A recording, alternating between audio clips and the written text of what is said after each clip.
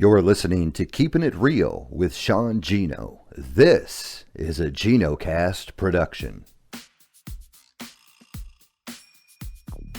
What up, y'all? Welcome to Keeping It Real with Sean Gino. I'm your host, the one and only Sean Gino. This episode of Keeping It Real is proudly sponsored by Get Video Tours, providing real estate agents voiced video tours for residential and commercial real estate properties. Visit them today at getvideotours.com. This is episode number 4, titled The Founders, Part 3. Thank you for pushing play and listening. This is the last and final part of The Founders. So if you haven't listened to part 1 or 2, you definitely need to go check those out first, or you're going to be a little lost. Because when we ended part 2, my mom and dad were dealing with the death of my sister. And, you know, another little important piece during this time that I didn't even mention in this episode is not only are they dealing with the death of their daughter during this time, but both my grandmas die. My dad's mom dies a year after my sister, and then my mom's mom dies 5 months after that. So here it is, the finale of The Founders. For real, I thought, oh, they're fucking getting divorced. You know, they are not getting along. They are barely talking to each other. And then when I found out that my dad, he did get a radio job. He was able to find a radio job. And when I found out where it was, I was like, oh, it made me think that they're going to get a divorce even more. Because it's in a town called Atchison, Kansas, which is, you know, a couple hours away, 2.5 hours away. And he's going to go be the morning guy. He's going to do the radio, the morning show. These guys gave him a chance. It's a small market, small town, probably older equipment that he probably felt a little more comfortable with. And he took my brother that has cerebral palsy with him. And the two of them moved to Atchison. My brother started going to school there, and my dad would come home on weekends. And so he drove 2.5 hours to come back to Wichita on the weekends, spend the weekend there. You know, it's like the house falling apart shit. Like, you know, you got to maintain a fucking house. It's a 3-story fucking house with all these kids. There's still kids there. And it's trying to maintain that and just keep shit going. And I think he did that for about a year. Over that course of the year, you know, that foster kid that was still there, he grew up, he moved out. My brother that was living in Wichita still at the house moved out. And so all that was left in that house, well, actually my brother didn't move out. He was still in the attic, and it was my mom and my sister. So the three of them are in that house on weekdays, and my dad and my other brother are in Atchison on weekdays. My dad comes home on the weekend, does what he can to get for the house, leave, come back, do it again. Did that for a year. Finally, at some, you know, the radio station was like, look, you need to make a choice. You know, yeah, we kind of gave you this time to figure out what was going to work. I mean, it was never our long-term forever plan of you commuting back and forth and not being able to be here on weekends and help grow this station and do remotes and like do all the things that comes with the fucking radio station. And they're kind of like, you know, we kind of gave you enough time to kind of grieve type shit. So we really kind of need you to make a decision. You need to either move to Atchison or we got to let you go. I'm sure it was that type of shit. And he then laid all that out for my mom. And she obviously was like, okay, let's do it. I'm down. Let's move there. So they sell the house on College Hill because nobody wants to be in that fucking house anymore after my sister died. It just... Nobody could do it. And there's too many memories in that house that could allow anyone to ever continue to have a life there. And so she got the fuck out. And my brother did not go with them. He moved out on his own. They're living in Atchison and, doing their gig and doing really good, because what happens is when my mom moves there, she didn't go like work at a hospital to go be a phlebotomist again. She was able to go work in a group home, and it's a special needs kind of group home environment to where you have caregivers that are there during the day that, manage, I don't know, maybe 4 or 5 people. I think she was maybe in an all girls one. They were women. And she did that and spent a lot of time there with helping these women with disabilities. And then at some point in time, she's like, oh, that's cool and all that, and I want to still do that, but you know what? I want more. She got a job at the radio station with my dad. She wasn't like a co-host. Like, my dad already had his co-host morning show partner, doing their, morning show gig stuff. Her role was the producer. So she came in as the producer of their morning radio show and lined up interviews with authors and celebrities and music artists and produced the show to where my dad and they did their stuff, the talking sort of things, but a lot of the planning and the setting up and all of that stuff was my mom.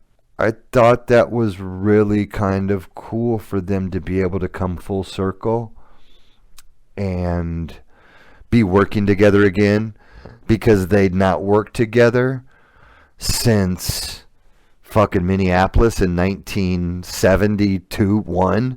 For as much as they went through, to then be back again as a kind of morning show team was fucking very cool to me, because at that point, once she moved there, all the divorce shit was gone, right? Like, all those thoughts were no more. I'm like, oh fuck, they fucking made it. They made it through that shit. And that was fucking awesome, because I don't. There's a lot of marriages that don't when a child dies. The fact that now they're in Atchison on the radio, and not just on the fucking radio, winning awards, like winning KAB awards for best small market fucking radio station in the state of Kansas, and doing cool things, being a little celebrity-ish in the town, I mean, the town didn't have a TV station. The town had the radio station. The radio station was their quote-unquote local media company. So, yeah, it was very cool. One year when I was working at the TV station, they're at the radio station. We're both at the fucking Kansas Broadcasting Awards. They're getting an award. I'm getting an award for this fucking little commercial I helped out on. I gotta be honest, I didn't do a whole lot, but anyway, my name was still on that motherfucking award. But yeah, same event. Like we're all there. It's fucking great. Um, but then the station sells. The station sells, and my dad is forced to now go get a new job. And that one was really good for him because, it's Atchison, it's a small market. There's not a lot of small market radio in Kansas anymore. Everything's getting all bought up by big conglomerates. Not many stations are doing live morning show shit. It's all fucking taped in on these smaller towns or delayed, pre-recorded. He was not able to get back into radio and has not been back into radio since then. Now, he did end up a kind of a cool job. It was called CoolTV. And CoolTV was, this has got to be mid-2000s at this point. So we all know that MTV doesn't show music videos anymore, right? It had all slowly over time converted to fucking programming, and now I think it's just straight up Rob Dyrdek ridiculousness. I think that's all they fucking show. But anyway, CoolTV was an over-the-air digital channel. With the new digital towers that the television stations got, it brought in a whole new opportunity for stations to have additional programming and for programming to appear on our TVs. And one of the digital channels was called CoolTV. And it was just all about music videos. That's all they played. Old music videos. It was really kind of cool. And I guess that's why it's called CoolTV. And he was like I don't really remember exactly what he did, but he worked there. I think it's traffic, maybe. I don't know. I think it was maybe traffic and radio and TV is. It's not. Hey, I'm outside reporting live at Kellogg or whatever. You're not doing vehicle traffic updates. It's the commercials and when they play and how long they play and the order in which they play and all of that shit. So, pretty sure that's what he did there. But, once again, after a while, he's older at this point, and this is a young kind of technology-driven kind of company. But this is what got them to Lawrence, I'm pretty sure. I'm pretty sure that job was in Lawrence. And so he then moved to Lawrence, Kansas. My sister was going to college there. She'd done great. She'd graduated high school at this point. And my brother is living in he's, over 18. He's older. He's in his 20s.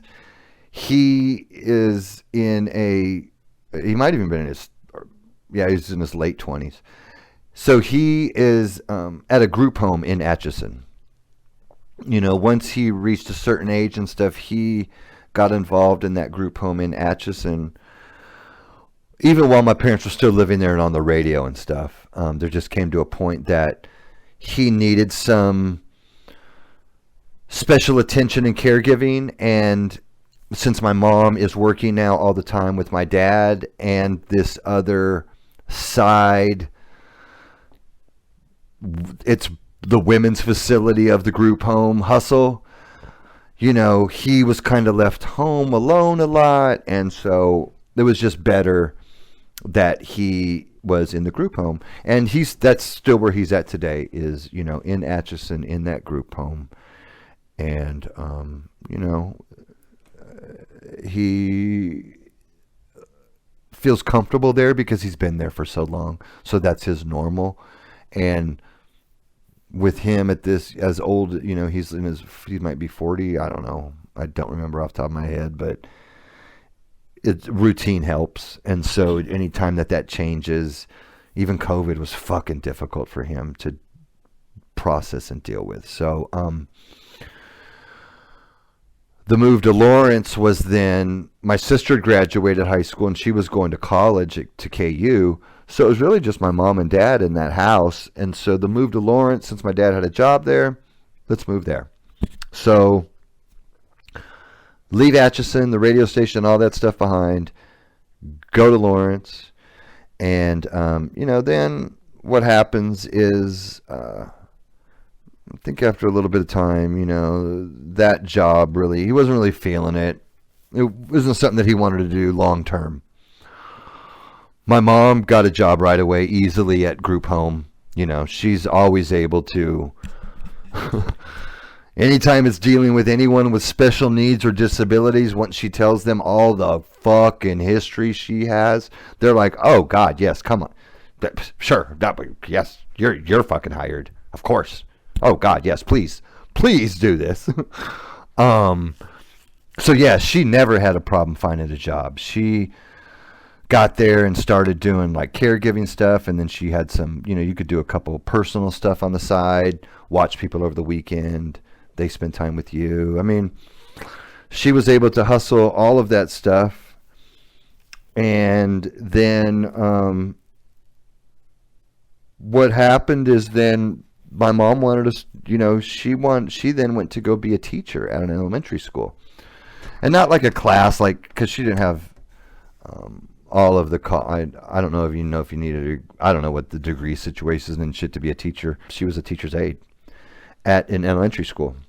Every job she got, everything that she did was always, how can I help these people that can't help themselves? And I want to be there to help them. And I really thought that was awesome. And then when that CoolTV job just really wasn't feeling it, he ended up being able to get a gig at KU Sports. And I don't know if it's through KU Sports or if it's through their security contracting company or whatever. But the deal was that, he works security at events. And, that's something else that he has shitload of fucking experience in, from all the events and things like that he was able to do while in media, both in Wichita and Atchison. Being around and knowing how events work is no problem. And being that he gets to do all the KU events, he gets to do Sprint Center events. He's involved in other little concerts and things that come up around Topeka and the Kansas City area. And it's a great fucking job. And, both of those, they were just doing wonderful, both loving their jobs. My dad even worked his way to the fucking floor of Allen Fieldhouse. So he started as just a regular fucking guard at a gate, right? Like, oh, you're at gate whatever, and this is your gate. And then once again, as you can see, as I've told my fucking story, every job he got, it's like, oh shit, I'll start here, but I got my eye on that job. That's the one I really want. And the job that he really wanted was to be on the floor at KU basketball, by where the players come in. So that as on the way to the locker room. And have control of the floor and be able to watch the game from fucking courtside. And if this motherfucker didn't manifest that shit for himself, because he's fucking doing it. I mean, this guy is like, shit. Anytime they show the players coming out of the tunnel, you see my dad. You just don't know it's my dad. He's the security guy in the yellow shirt. And yeah, it's fucking crazy. to see him there. And I mean, with them winning this national championship, he's all over backstage shit. Anytime there's a celebrity at Allen Fieldhouse, he's escorting them, he's guiding them in, he's doing all that shit. And no, both of them doing absolutely everything that they love. And then my mom was diagnosed with cancer in January 2020. She had a cough. It kind of wouldn't go away, and it was kind of causing a pain in her chest. And so she thought, "Wow, what's up with this? Did I pull something coughing? Like, why is my chest hurting a little bit?" And so she goes to the doctor, and they're like, "Oh, I don't know. Let's run some tests. Let's see what's going on. Let's run some tests." And they run the tests, and she told me after she had her test run, I'm like, "When do you get the results?" And she told me that she was going to be getting them in a couple days on her birthday, as of all the fucking days in the world. So on her birthday, 2020, she goes into the doctor, and they're like, and it's in January, by the way, so this is how my 2020 fucking started. And it was, you got cancer. And so they basically told her, at that appointment, here's what we're going to do, we'll try this stuff. And then she went and saw another doctor, and I'll tell the full story in another episode dedicated for just that. But some of it is they basically said, "Look, if you got anything on your bucket list that you want to do, now's the time to do it, because as soon as we start this treatment, you're not going to want to fucking do shit. So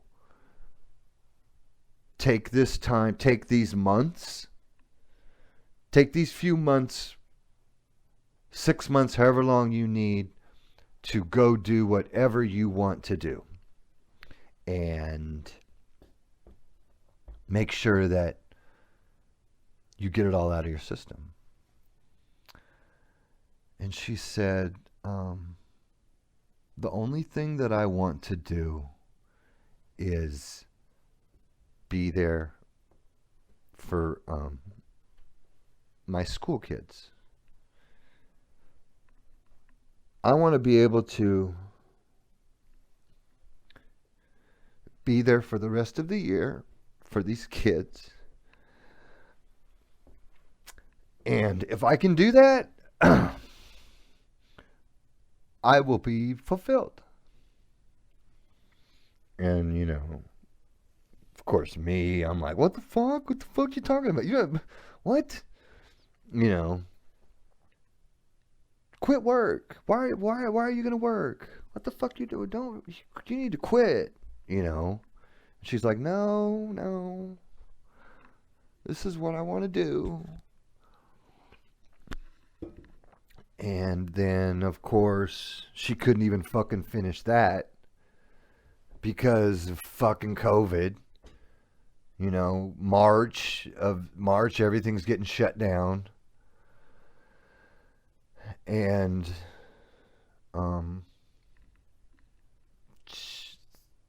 she only got like a few weeks of that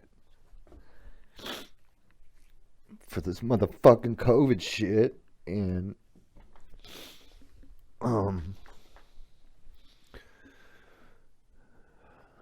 so once school was shut down, and we're all quarantining now too, right? It's like now we're all fucking quarantining. I can't even fucking see her. Because of all this fucking bullshit going on, and I don't want her to get sick. So I damn sure don't want to fucking put her in any position that she might die early from this fucking COVID now. And then, you know, she's quarantining with my dad. So it's just, oh dang, y'all, I was doing so good, and I'm feeling it build up in me again. Uh, she's quarantining with my dad. It's just those two. That's it. It's all it can be around. Um, and I think that's so fucking cool that they were able to, with all of these, with as big as our family is, and all these motherfucking people involved in distractions and things like that, for him to be able to have this time, this last year, with his wife, and it's just those two. Oh no, man, I think that's fucking great. And I'm really, really glad that I'm sad that, like, we didn't get to, as other family people, really didn't get to, like, have that face-to-face time with her. But, like, those two did. And it just, I don't know, it just seemed like a cool way to kind of, like, their chapter to end. And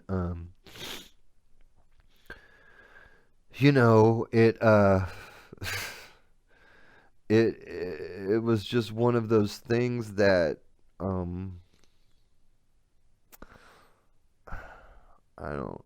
don't know. I mean, it just went really fast after that. you know we would be able to, over the course of that year, we did some traveling, but we would, like, meet at we'd meet her, like, at halfway. Like, I'd drive from Minneapolis. I'd be on my way to Wichita, right, to go see some of my kids and grandkids, and we'd be driving through Lawrence, and so I'd let her know, hey, we're coming through. This is after the quarantine's done and shit, and we'd meet up at a Freddy's and kind of sit outside and just at least visit with her, all masked up and shit, but at least we're able to see her. Couldn't hug, couldn't do any of that shit because she's on chemo now and she's losing hair, and super vulnerable to anything. So I had to kind of keep our distance from her. And then,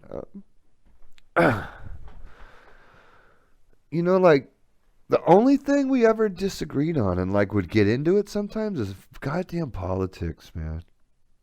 That's about the only thing, because I'm not, like, a super liberal like her.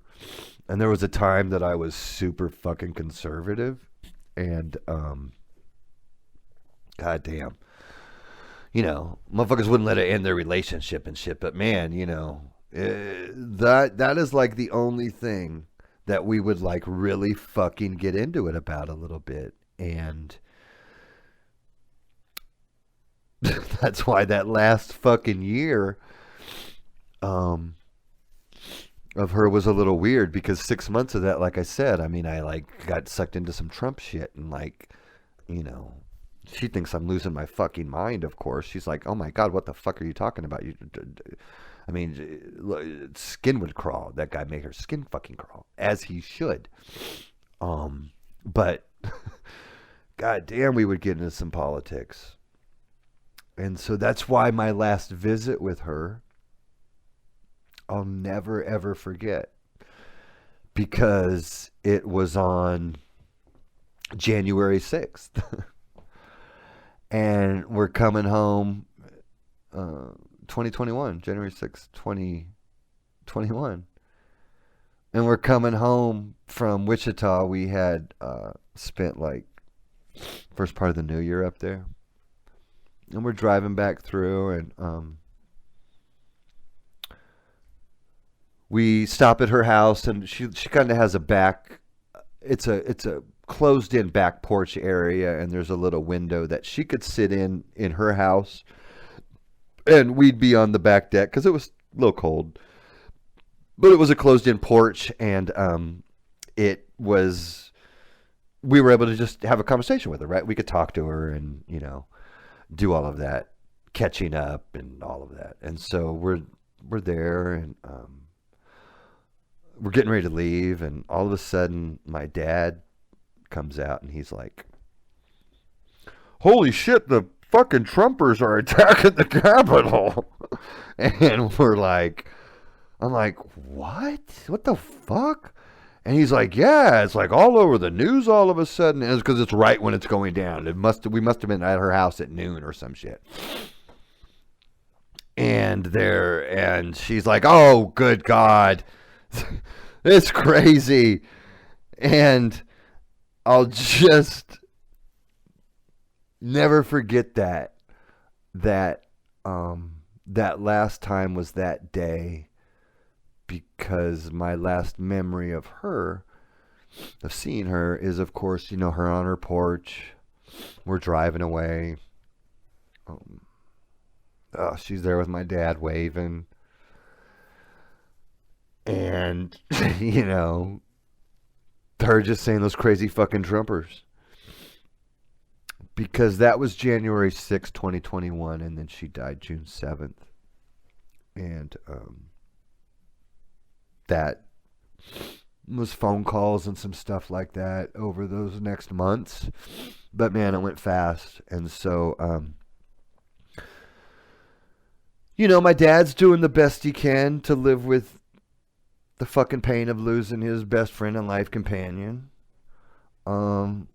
He's still working, so that's helping him get through it.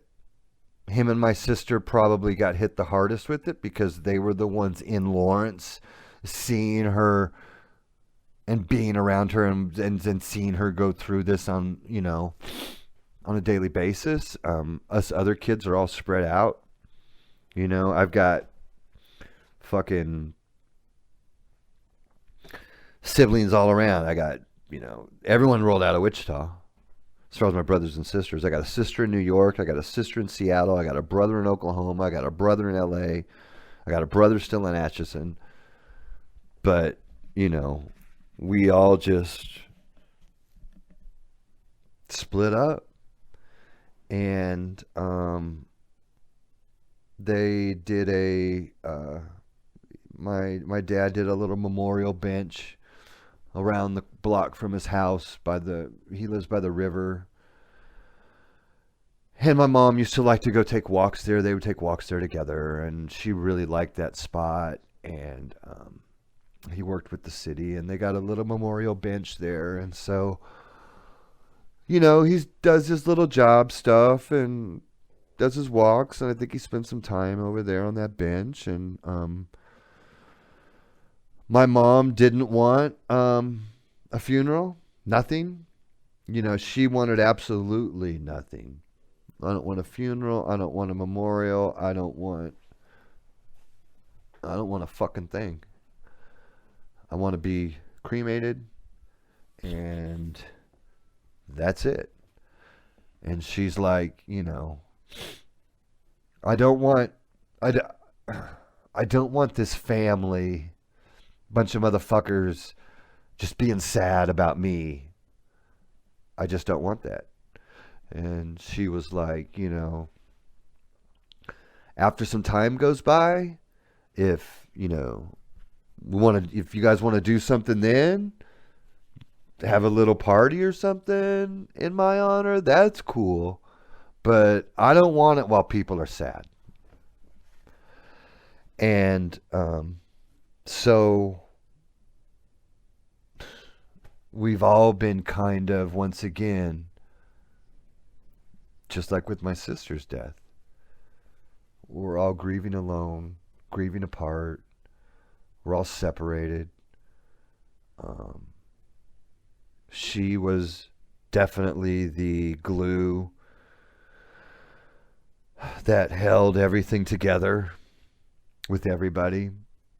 And now that she's gone, I've got siblings that are still processing their own traumas and issues with my mom and dad. But, you know, now they can't get closure. They can't get any closure with her because she's gone. And COVID kind of delayed, and motherfuckers were still sad. So, I mean, the plan is to have a little something this year. So, on her year anniversary, we're all going to meet up in Lawrence, have a little something for her. Just close family members. There's enough of us that motherfuckers don't need to. There's enough of us that will just kind of do that. And so I'm looking forward to that. But with as fast as she went and all of that stuff,